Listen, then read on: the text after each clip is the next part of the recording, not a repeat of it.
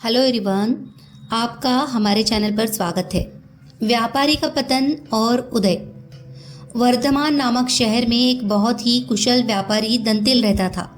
राजा को उसकी क्षमताओं के बारे में पता था, जिसके चलते राजा ने उसे राज्य का प्रशासक बना दिया। अपने कुशल तरीकों से व्यापारी दंतिल ने राजा और आम आदमी को बहुत खुश रखा। कुछ समय के बाद व्यापारी दंतिल ने अपनी लड़की का विवाह तय किया। इस उपलक्ष्य में उसने एक बहुत बड़े भोज का आयोजन किया। इस भोज में उसने राज परिवार से लेकर प्रजा तक सभी को आमंत्रित किया। राजघराने का एक सेवक जो महल में झाड़ू लगाता था, वह भी इस भोज में शामिल हुआ, मगर गलती से वह एक ऐसी कुर्सी पर बैठ गया जो केवल राज परिवार के लिए रखी हुई थी।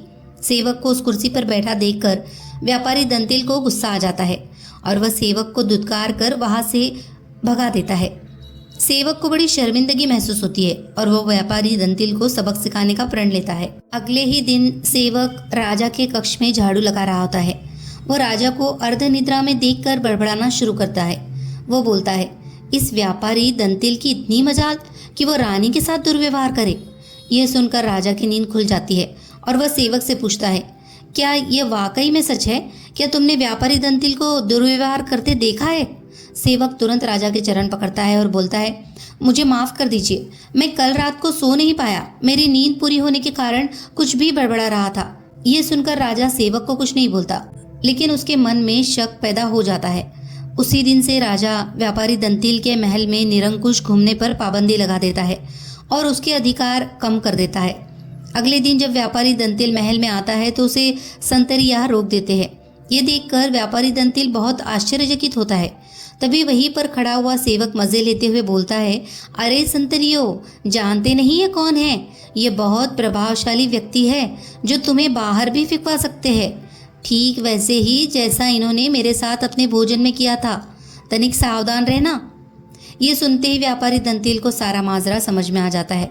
वह सेवक से माफी मांगता है और सेवक को अपने घर खाने पर बुलाता है। व्यापारी दंतिल सेवक की खूब आवभगत करता है।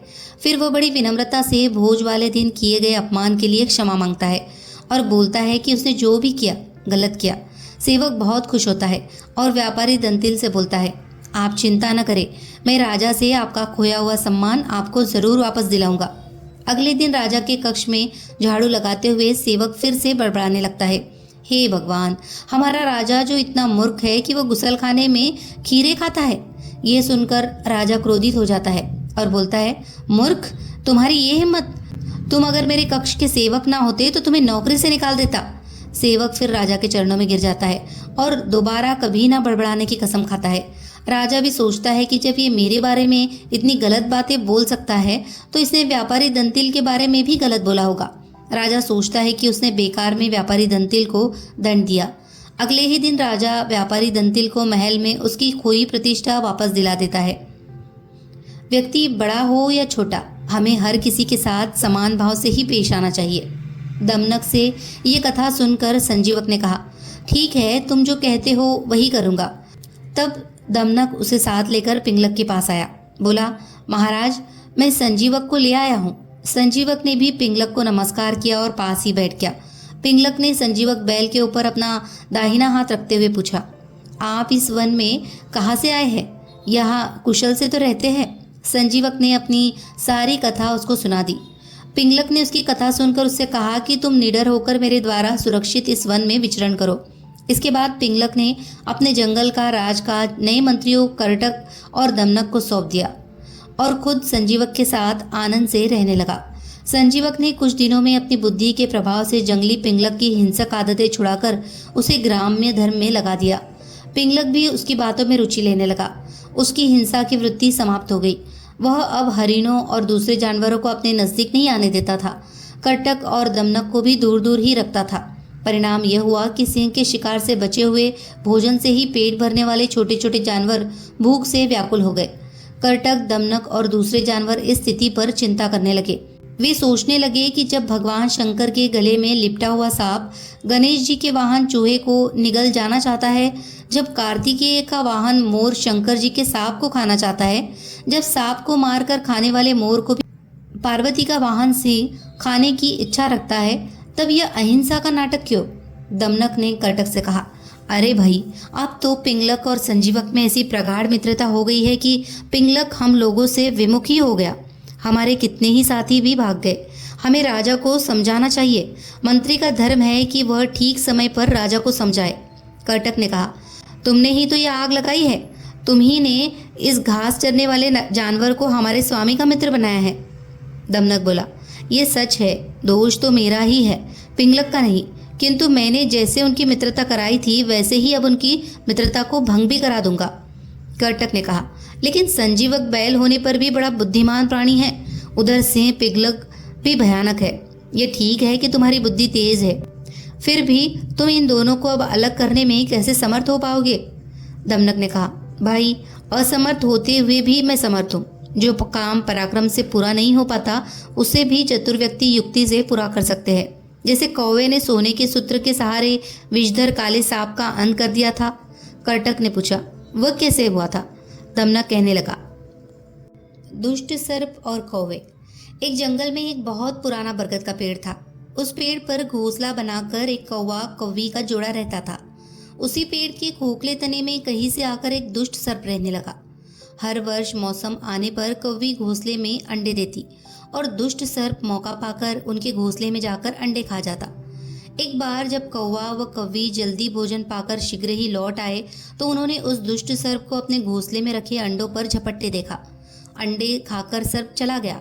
कौवे ने कौवी को ढाढ़स बंधाया, प्रिय, हिम्मत रखो, अब हमें शत्रु का पता चल गया है, कुछ उपाय भी सोच लेंगे।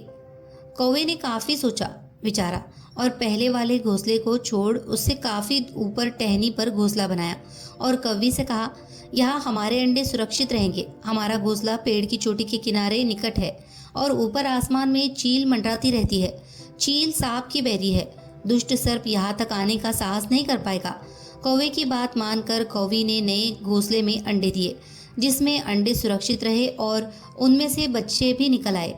उधर सर्प उनका घोंसला खाली देखकर यह समझा कि उसके डर से कौवा कौवी शायद वहां से चले गए, पर दुष्ट सर्प टोह लेता रहता था। उसने देखा कि कौवा कौवी उसी पेड़ से उड़ते हैं और लौटते भी वही है। उसे यह समझते देर नहीं लगी कि उन्होंने नया घोंसला उसी पेड़ पर ऊपर बना रखा है। एक दिन सर्प खो से निकला और उसने कौवों का नया घोंसला खोज लिया। घोंसले में कौवा दंपत्ति के 3 नवजात शिशु थे। दुष्ट सर्प उन्हें एक एक करके घपाघप निगल गया और अपने खो में लौटकर डकारे लेने लगा। कौवा व कौवी लौटे तो घोंसला खाली पाकर सन्न रह गए। घोंसले में हुई टूट फूट व नन्हे कौवों के कोमल पंख बिखरे देख देखकर वो सारा माजरा समझ गए। कौवी बिलक उठी, तो क्या हर वर्ष मेरे बच्चे सांप का भोजन बनते रहेंगे? कौवा बोला, नहीं, ये माना कि हमारे सामने विकट समस्या है, पर यहाँ से भागना ही उसका हल नहीं है। विपत्ति के समय ही मित्र काम आते हैं। हमें लोमड़ी मित्र से सलाह लेनी चाहिए। दोनों तुरंत ही लोमड़ी के पास गए। लोमड़ी ने अपने मित्रों की दुख भरी कहानी सुनी। उसने कौवा तथा कौवी के आंसू पोंछे।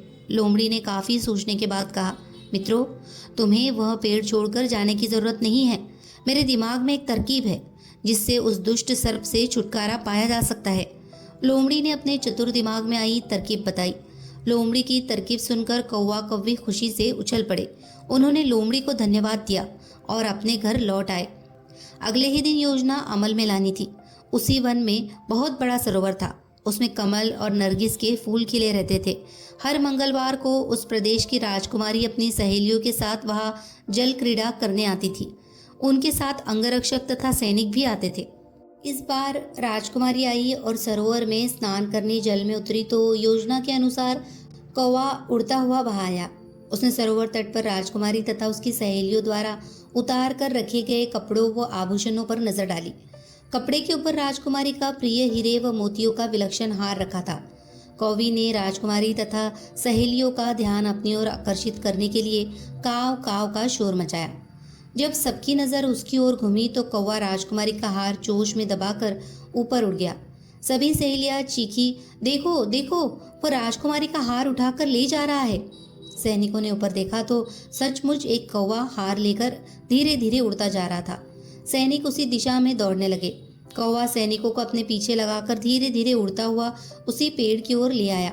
जब सैनिक कुछ ही दूर रह गए तो कौवे ने राजकुमारी का हार इस प्रकार गिराया कि वह सांप वाले खो के भीतर जा गिरा। सैनिक दौड़कर खो के पास पहुंचे। उनके सरदार ने खो के भीतर जाका वहां हार और उसके पास में ही एक काले सर्प को कुंडली मारे देखा। वो चिल्लाया, पीछे हटो, अंदर एक नाग है। सरदार ने खो के भीतर भाला मारा। सर्प घायल हुआ और फुफकारता हुआ बाहर निकला। जैसे ही वो बाहर आया, सैनिकों ने भालों से उसके टुकड़े टुकड़े कर डाले। सूझबूझ का उपयोग कर हम बड़ी से बड़ी ताकत और दुश्मन को हरा सकते हैं। बुद्धि का प्रयोग करके हर संकट का हल निकाला जा सकता है। मूर्ख, साधु और ठग। एक बार की बात है, किसी गांव के मंदिर में देव शर्मा नाम का एक प्रतिष्ठित साधु रहता था। गांव में सभी लोग उनका सम्मान करते थे। उसे अपने भक्तों से दान में तरह तरह के वस्त्र, उपहार, खाद्य सामग्री और पैसे मिलते थे। उन वस्त्रों को बेचकर साधु ने काफी धन जमा कर लिया था। साधु कभी किसी पर विश्वास नहीं करता था और हमेशा अपने धन की सुरक्षा के लिए चिंतित रहता था। वो अपने धन को एक पोटली में रखता था और उसे हमेशा अपने साथ लेकर ही चलता था। उसी गांव में एक ठग रहता था। बहुत दिनों से उसकी नज़र साधु के धन पर थी। ठग हमेशा साधु का पीछा किया करता था, लेकिन साधु उस गठरी को कभी अपने से अलग नहीं होने देता। आखिरकार उस ठग ने एक छात्र का वेश धारण किया और उस साधु के पास गया। उसने साधु से मिन्नत की कि वह उसे अपना शिष्य बना ले, क्योंकि वह ज्ञान प्राप्त करना चाहता है। साधु तैयार हो गया और इस तरह से वह ठग साधु के साथ ही मंदिर में रहने लगा। ठग मंदिर की साफ सफाई से लेकर अन्य सभी कार्य भी करता था और ठग ने साधु की खूब सेवा की और जल्दी ही उसका विश्वास पात्र बन गया। एक दिन साधु को पास के गांव में एक अनुष्ठान के लिए आमंत्रित किया गया। साधु ने वह आमंत्रण स्वीकार किया और निश्चित दिन साधु अपने शिष्य के साथ अनुष्ठान में भाग लेने के लिए निकल पड़ा। रास्ते में एक नदी पड़ी और साधु ने स्नान करने की इच्छा व्यक्त की। उसने पैसों की गठरी को एक कंबल के भीतर रखा और उसे नदी के किनारे रख दिया। उसने ठग से सामान की रखवाली करने को कहा और खुद नहाने चला गया। ठग को तो कब से इसी पल का इंतजार था। जैसे ही साधु नदी में डुबकी लगाने गया, वह रुपयों की गठरी लेकर चंपत हो गया। किसी अजनबी की चिकनी चुपड़ी बातों में आकर ही उस पर विश्वास नहीं कर लेना चाहिए। अगर आपको हमारी कहानियाँ पसंद आ रही हो तो प्लीज़ इसे लाइक करें, शेयर करें और हमारे चैनल को सब्सक्राइब भी कर लीजिए। धन्यवाद।